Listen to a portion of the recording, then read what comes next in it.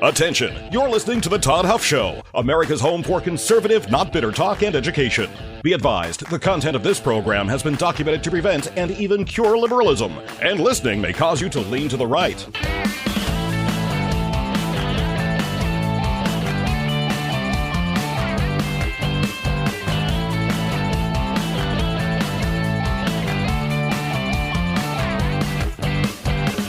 And now, coming to you from the Full Suite Wealth Studios, here is your conservative but not bitter host, Todd Huff.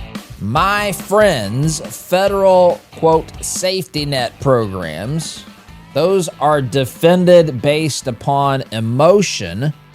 They are structurally hard, if not impossible, to audit, and they are politically protected, all at the expense, by the way, of the U.S. taxpayer.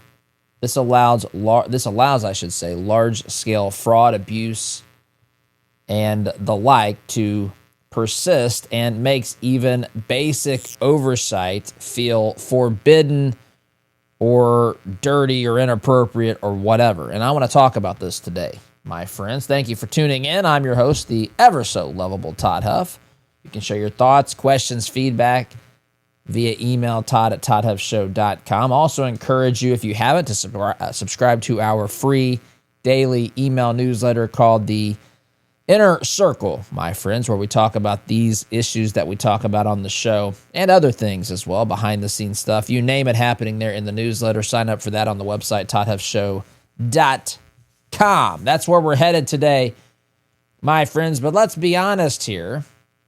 When your financial world starts getting a little more complicated, you need more than one-size-fits-all advice. That's where Full Suite Wealth shines the brightest. Their team specializes in working with families and individuals at your level, offering personalized guidance that goes far, far, far beyond the basics, my friends, from private equity and private credit to option strategies and coordinated legal planning. Full Suite Wealth helps you see the big picture and make confident decisions about your legacy. It's all about having a dedicated team to guide you each and every step of the way so you can focus on what matters most: your family, your goals, your future. If you want real confidence in your financial life, head on over to fullsuitewealth.com. That's fullsuitewealth.com. Build your legacy, secure your future, my friends. You may have seen, there's articles out there or there's posts on social media. You may have seen the original post on social media from Nick Shirley. You may have seen the video from a couple weeks ago. Nick Shirley exposed, we talked about it on this program, exposed the fraud happening in the state of Minnesota. Tim Walz is Minnesota. By the way, it's the reason why Tim Walz is not running for governor, for re-election for governor of Minnesota. And this video ripped the top off of what has been just astonishing to see. Now, it's not surprising. It's one of those things that it doesn't surprise me, but it's still shocking to see just the level of ineptitude, the level of just mismanagement, the level of, apathy, lack of concern, you name it, when it comes to the way that this Medicaid program was being run. And there were schools that don't have kids in them that are getting money. And by the way, it's mostly, it's a very, very high percentage, almost all, in fact, are people who are Somali refugees. These are just the facts. You can get mad at the facts. You can say whatever you want to say about the facts, but these are the facts. And then you couple that with things like reports that, of course, this money is being sent back to their home nation, Somalia, Africa. Some of these funds, it is believed, are being sent to Al-Shabaab, terrorist organization. Well, there's a new headline out there today and some new posts on social media that says this: a new Nick Shirley video shows grift that is 10 times worse and will cause World War III. This is at PJ media.com. I want to read from this here really quickly, my friends. Here's what it says, written by Victoria Taft, by the way.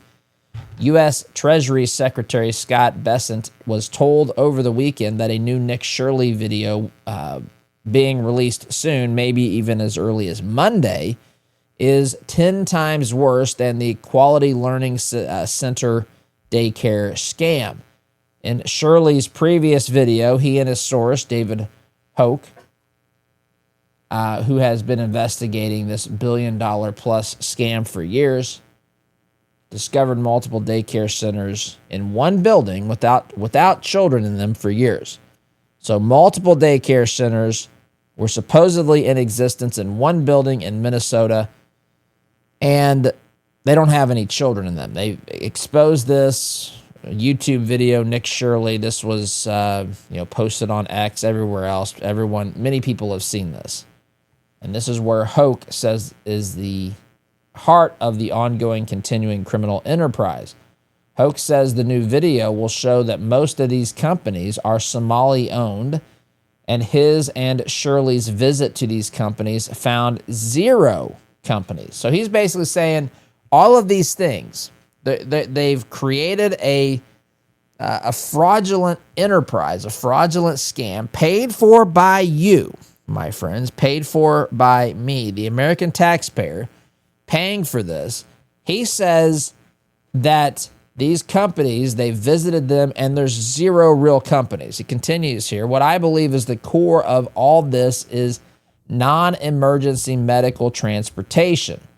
A search showed that Minnesota recognizes 1,020 NEMT. These are non-emergency medical transport companies. Listen to this. Almost 900 of them are Somali-owned, he told Bessent. Hoke went on. In the second video, Nick Shirley and I went to 16 of them. I've actually been to about 70 of them, he says. At this point, he held up his papers and leaned forward to Bessent to emphasize they don't exist. They visited the NEMT companies to find the addresses, went to places with no vehicles. Fronts included an apartment building. One of them is a liquor store. Another one is a wire transfer. Another one is totally unrelated. It's a grocery store. There are no vehicles. Again, remember, my friends, we're talking about non-emergency medical transport. You would think if there was transport going on, there would be vehicles. There are none, he says. He continues, the vast majority of these companies exist on paper only. They are not real. They're fake, he says. They exist only on a sheet of paper, much like the promise that Bill Clinton got from Kim Jong-il all these years ago that he would not develop nuclear weapons. Of course, we know how that turned out. They made a pinky promise and signed a piece of paper. That's good enough for these people in government. That sounds great. We got the photo op. The case of Minnesota, you can talk about all the good you're doing for people in your community. But when you get down to the brass tacks here, my friends, this is not real. Going back to the article, he said that the average NEMT company in the United States has about 20 vehicles, and each vehicle generates about $70,000 a year.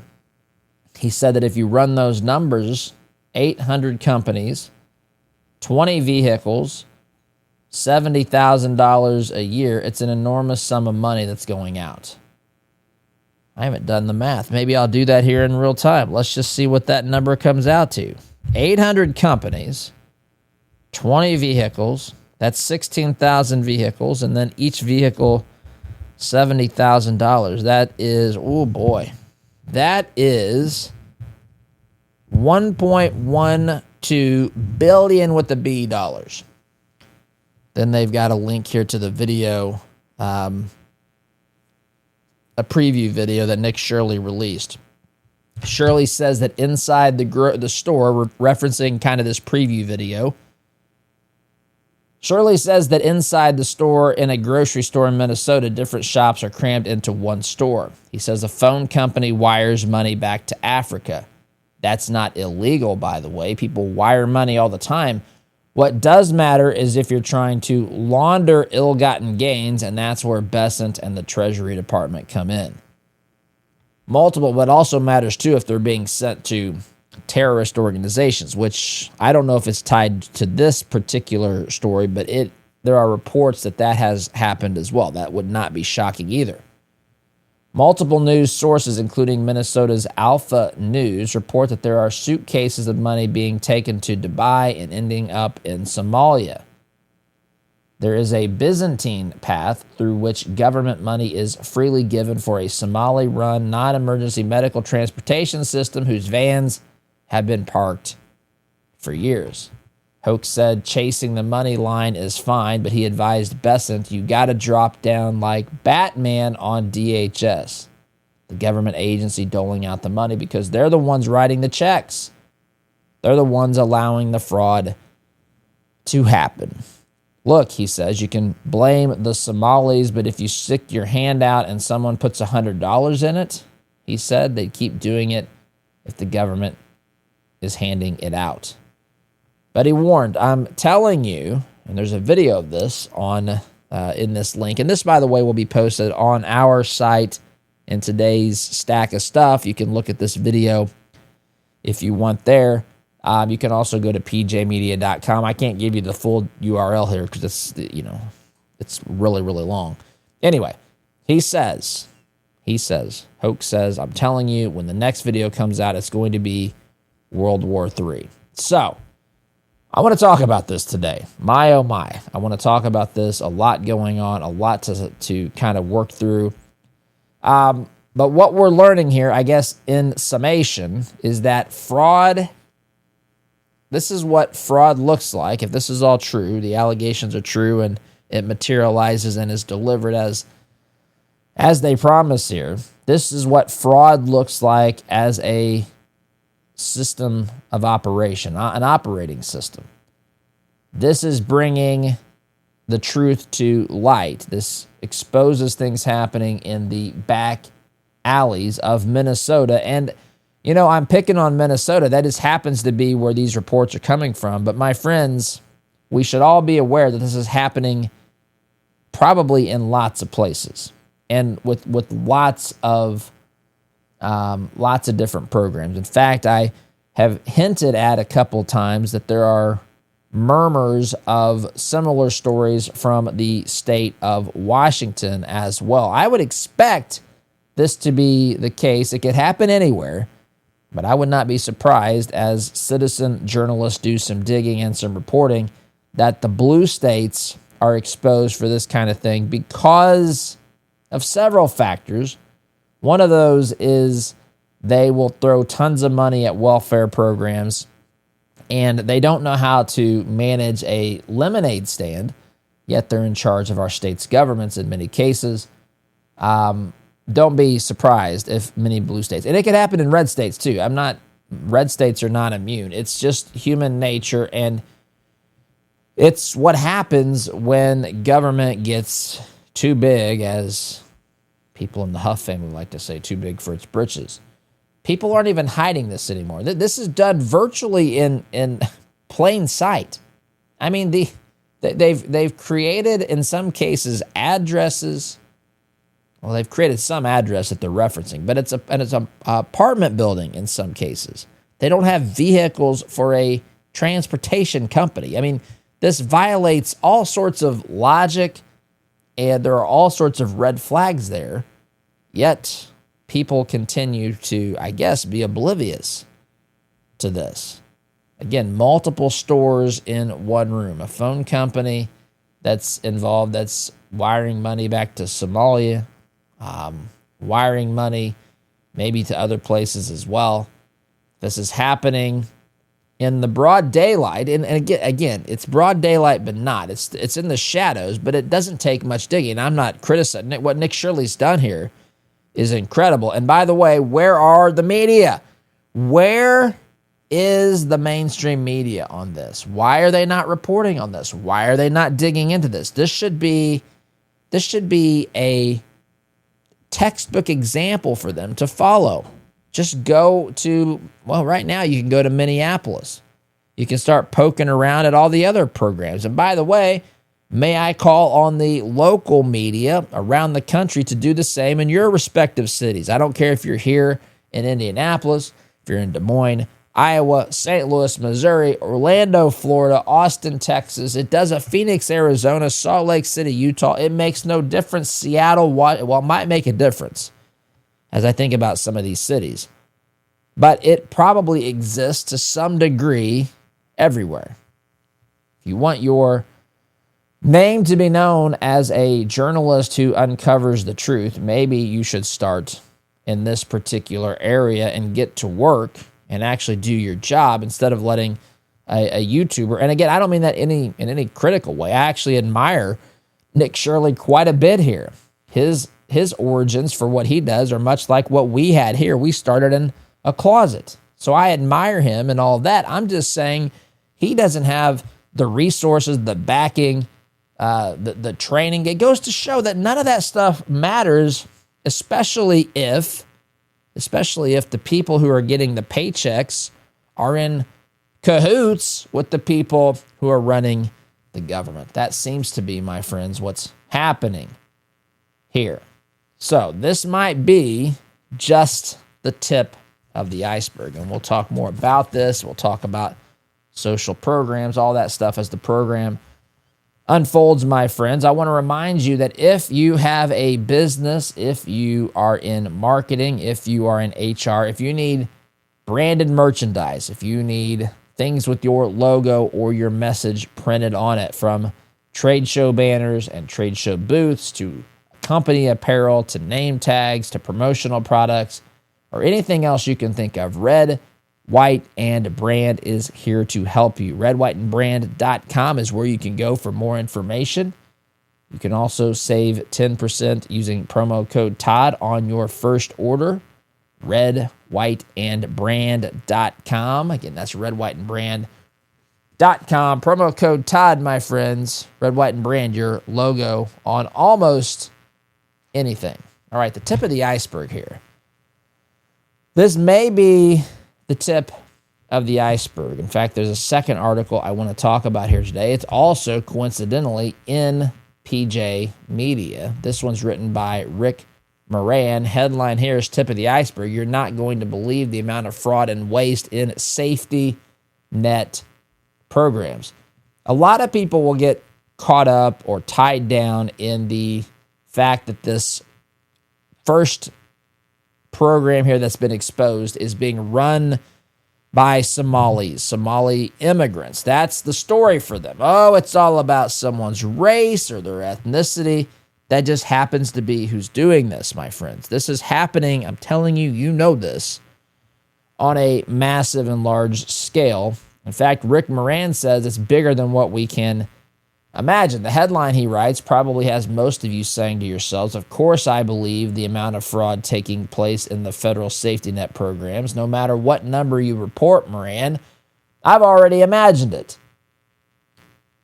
I'd agree with you, he writes, except the scale of fraud, waste, and lax enforcement is beyond anything anyone ever imagined.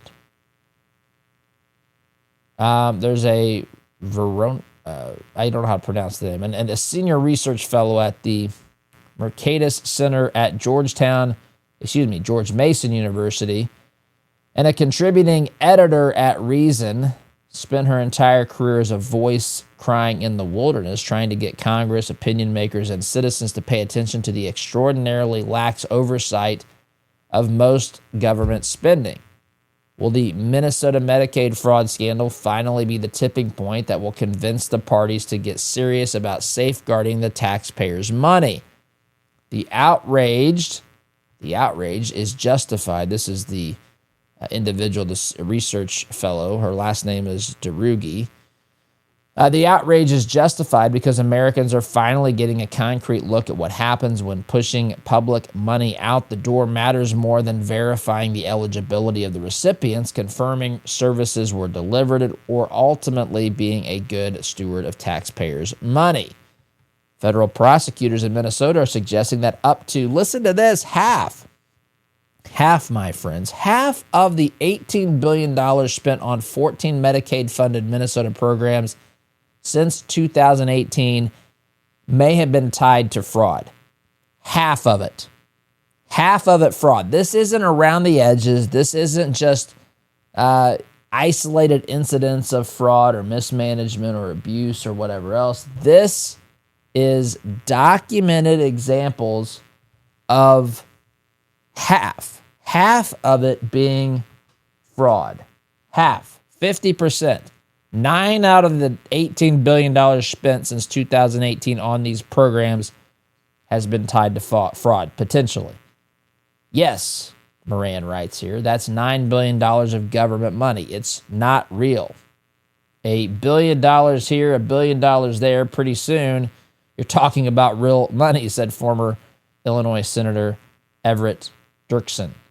Ultimately, it is, in fact, real money because it goes into people's pockets and gets spent on everything from chewing gum to cancer treatments. We've become so inured, so numb to the gargantuan amount of government spending that goes out the door in Washington in our name that it just doesn't seem real. And that is a real problem, my friends. This, again, may very well be the tip of the iceberg. Now, I want to pause here and kind of set up where we're going from here.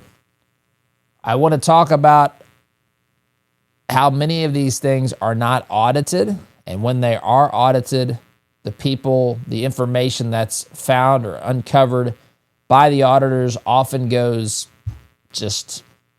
it falls on deaf ears. There's some pitfalls when we talk about this, especially with people who are bleeding heart liberals, because, again, these programs make people feel better. The way that they're framed and discussed and presented and put into budgets, and then they're just basically etched in stone. They're part of the system, and no matter what happens, they're not coming out. I want to talk about that, the dangers, and how we got into this mess. And I want to give an olive branch to people who are on the left, the bleeding heart liberal out there. I will have an olive branch to you because I'm not asking that we cut a single program today. Hang in there with me if you're conservatives. I do think we've got to fix this problem in the long run. But I will say this, as an olive branch, I would make an agreement to the people on the left to say I wouldn't touch these programs for some defined period of time. Let's just agree that money that's being spent in these programs and that is being fraudulently spent needs to be exposed, it needs to be stopped, and people need to be prosecuted. Time out for me. More on the other side of the break, my friends. Back in just a minute.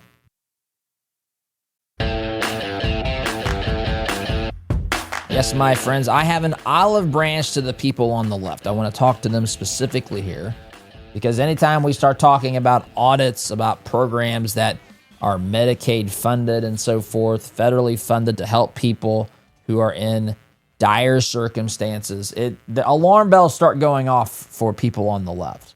Listen, I look at this differently. I think that the federal government is doing a bunch of things here with social programs, with entitlement programs that never should be done. If anything, these are state. If the government should be involved at all, the states should manage them. You could say, Todd, this is the state managing it, but it's getting Medicaid, federal Medicaid funding. So these are like pass-through grants. The whole system is screwed up. I don't like any of this. I would love to go back to the days where states collected taxes and then paid their percentage of the tax burden back to the federal government. Today, it's completely on its head.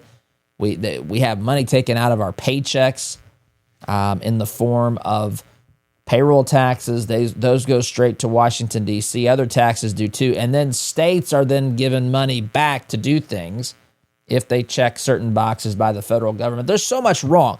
That is a topic of discussion in and of itself. I'm not going to do that today, but that's a broken system in and of itself. It's not the way that it should work.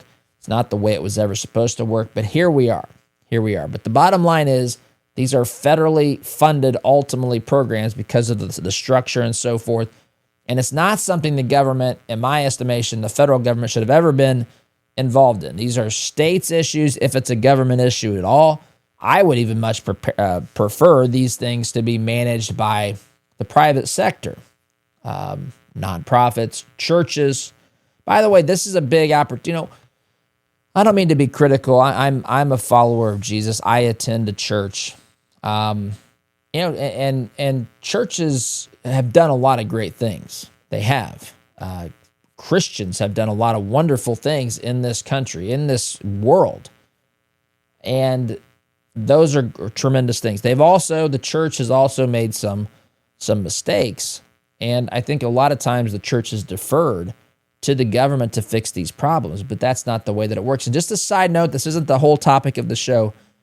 When Jesus, again, I'm talking to my Christian brothers and sisters, or even to people who aren't believers, who just want to understand a little bit more, Jesus instructed us as individuals to give to the poor and to the needy, to help the widow and the orphan. He never said, hey, here's what I want you to do. I want you to structure a government and then have that government by force take your payroll taxes out and then have some bureaucrat decide who gets the money. No, he wanted it to be personal, in the sense where we're involved with the people in our lives, in our community, to provide for their needs, but also to share the love of Christ. And that's lost. That's really lost, especially when the government steps in, because they want to do the exact opposite of that. The separation of church and state, all that sort of stuff comes into play, and they don't have the same value. The government doesn't have the same values, or ultimately the same level of concern that God has for humanity that government, they claim that they do, but they don't. But there's a lot of things that begin to come off track, I guess, whenever you do it that way. But churches, nonprofits, this is where they can shine. And the ones that do it best will be, I don't want to say rewarded, but given the opportunity to do more, because they'll attract more people and more funds to continue the work that they're doing, versus what the government does, which is what we're talking about here. So that's the case for me. But I'm telling you, I'm willing to table that. I'm willing to table that core belief for some period of time and just talk to my friends who say that, hey, government, the federal government specifically, should be doing this. This makes me feel good to know that a portion of my taxes are going to this, that, or the other. Okay, I'm not trying to persuade you. I will say, fine, that's okay for this discussion. Let's agree there. Let's start there. I'm not going to push to touch these programs if you meet me here. If you will say, Todd, I agree that there is some level of fraud. This story in and of itself, without any other examples or any other information, just the one, well, I guess there's a couple we're talking about here, but just pick one. Just pick the Somali daycare fraud. And if it makes you feel like you're being racist for saying that, just call it the Minnesota Medicaid fraud. Whatever if it makes you feel like you're picking on Minnesota for calling it Minnesota Medicaid fraud, just call it Medicaid fraud. If you feel like it's making you you're picking on Medicaid, just call it entitlement fraud. Call it social program fraud. Call it whatever it is, whatever terminology, however you need this to be framed. Can we not just agree? Can we not just agree that we should audit this? Let's say, look, we're not going to cut, the program's not going to be eliminated. The program, whatever percentage of the program is real, the conservatives, the limited government people said, you know what? We're not even going to talk about eliminating it. We'll just say, right now, we'll keep the program, but we only want to keep what's legitimate. If that's not a fair place to start, I don't know where else to meet you. I don't know what else to say to you, because that is the most logical place to start. We don't need to start fighting about the intentions of the program, the effectiveness of the part of the program that's actually legitimate as far as the stated purposes and the reality of these the people who are filling out the paperwork and collecting the money, what the truth there and all that. The people that are really using it for the right reasons, I'm going to tell you, we're not going to touch them. Let's talk about the elephant in the room. Let's talk about all this wasted money. Let's start by saying it should be audited. It should be audited. Now, I say this, I realized during this whole DOGE situation earlier. I guess it was last year now, but in 2025, when they went through and found all this waste, fraud, and abuse. The immediate, it's amazing to me. And what do you do about this? It didn't matter what Doge reported. People on the left said they're lying, it's made up. These are a bunch of kids that Elon Musk has hired. This is Musk trying to steal our money or whatever, right? Who knows? Whatever they thought. This is Musk trying to protect the money that he's made from higher taxes and all this sort of thing. And I know that whatever number was reported, whatever fraud was alleged, whatever waste was determined to be uncovered, no matter the ages, the alleged ages of people who are receiving Social Security benefits, people who are undoubtedly dead, people just don't believe it. And at some point, it's like, what do you do? Because you have to believe something. You have to make a decision on what reality is based upon all the information we're being given or whatever we think is being withheld from us. So it gets tough because some people only believe the bureaucratic state. And the bureaucrats are out there saying, and the media are out there saying, this is fine. This is the way, there's a little bit of fraud on the periphery, but this is at its core a program that's being used the right way. So I don't know how we get to the point where we can actually agree that the numbers presented by this group are the numbers we're going to talk, but we need to have an audit, the numbers we're going to accept, I should say. We need to have an audit, not to eliminate programs, but to eliminate the parts of the programs that are being taken advantage of, that are not real. Because the left and the people who have these large bleeding hearts are the ones that want you to think that. They think that talking about a program as having fraud is cruel to the people who are using the program for its legitimate stated purposes. And they're afraid that they don't want these folks to get caught up in a program getting eliminated when really the fraud was the problem. I'll agree with you. Step one, the fraud is the problem. Let's address it, though. Let's address it. This is a compromise. I'm not asking for it to be cut today.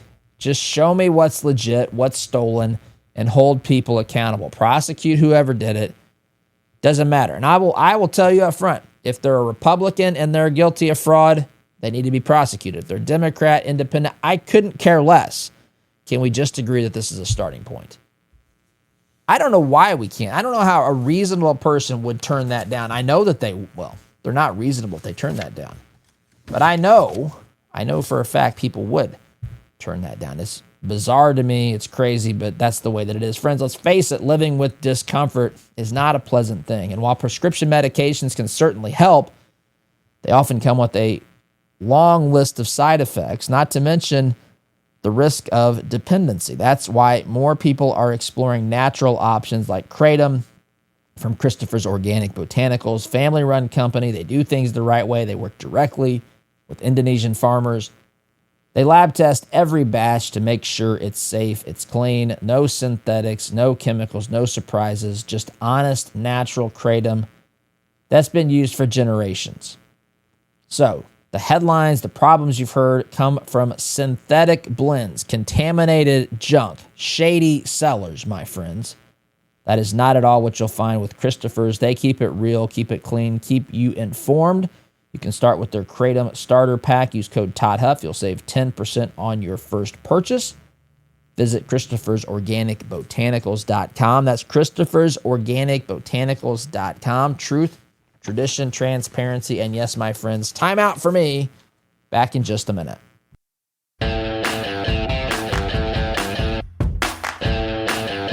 Welcome back, my friends. Time flies when you're having fun. Third and final segment of today's program here being broadcast to you from the Full Suite Wealth Studios, my friends. Let's pause here for just a moment to chat about something that is important. That's your investments. They grow, they multiply, but are they bearing the kind of fruit that you want?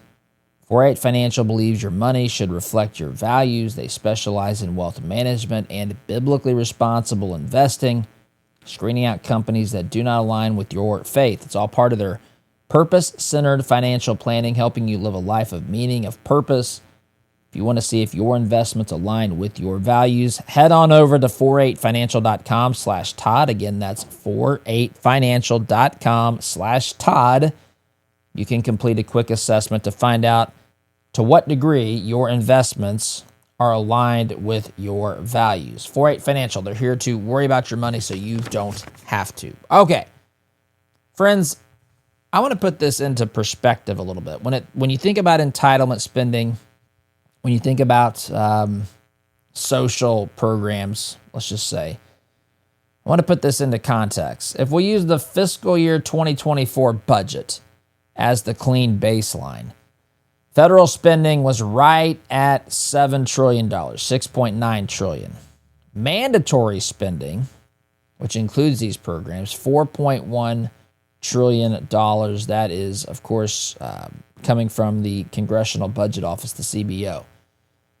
That means 60%, right at 60%, maybe as high as 65, 2/3. It's somewhere in that vicinity of spending, mandatory spending, is in these types of programs. This is dominated. If you look at the main drivers of that, it's Social Security, Medicaid, and Medicare. That's where this money is going. And so 2/3, roughly, you could say, let's say 3/5. I don't want to get too mathematical in case we've got a leftist tuned in here today. We'll keep it easy. But let's just say almost 2/3. It's really probably closer to 3/5, in that vicinity, 60 to 65%-ish of automatic autopilot spending. And these are entitlement programs. That's what they are. And so if you think about this for a moment, let's assume what we know in Minnesota, half of the money. Now listen, I'm not claiming that that's universal, but just to give you an idea of the scale, if you were to take half of all, what if that did scale? What if half of all the spending that came in these mandatory entitlement programs, what if it was fraudulent? What if it was abused? What if it was waste, fraud, abuse, whatever? Obviously, that would be enormous. But I'm telling you, friends, when a month ago, 6 weeks ago, no one knew that this existed in Minnesota. And it's a legitimate thing for freedom-loving people, because what has to happen for this scenario to play out? You have to earn money. They then tax your money. I'm not here to defend the payroll taxes, income taxes, but that's just the way that it works right now. We could fight that another day. But right now, we have a scenario where you work and provide for your family. That belongs to you, by the way. We should have the least amount of taxes possible coming out of whatever form it takes. I'm not going to get into that right now. And then we assume that the things that we're funding are legitimate. So there should be oversight and proper management and, just proper documentation, making sure that these places are real and legitimate. But what happens is this is swollen out of control. It's gotten so complex that it creates a bit of camouflage for people to take advantage of the programs, as we've seen in Minnesota. Also, when it's federally managed and, determined in Washington, D.C., that creates a distance, both physically and kind of psychologically, from local realities. These communities across the country that we live in, certainly there are similarities and commonalities, but they are different and unique as well. This is a perfect storm. And my olive branch remains true. I'll sign a pledge if you're on the left. I don't want to eliminate anything today. These programs, all of them, I'll sign a pledge that says I'm not here today. I'm not going to take that off the table permanently, but right now, the first step is let's just get this under control. Let's audit, let's verify, let's enforce. Let's protect the people right now who are legitimate recipients of whatever the program is. Let's then go after the fraudsters. And I don't care if they're individual fraudsters who are just taking advantage of the system themselves. They're gaming the system. I don't care if they're the politicians. If the politicians are found to have been involved in this in some way, they need to be held accountable. And I'll say this too. Democrat, Republican, Independent, doesn't matter, any of that. They need to be held accountable. They need to be prosecuted. Why? Why would anyone oppose that, my friends? What are they protecting? Is it actual people, taxpayers, a narrative, a political ideology? What is it that you're protecting here if you can't agree with that? That's my proposal to the bleeding heart left. We've got to clean these problems up. These create massive, massive problems for the American taxpayer, the burden it places on families that are already having difficulties making ends meet. I've got to run. Have a great day, my friends. SDG.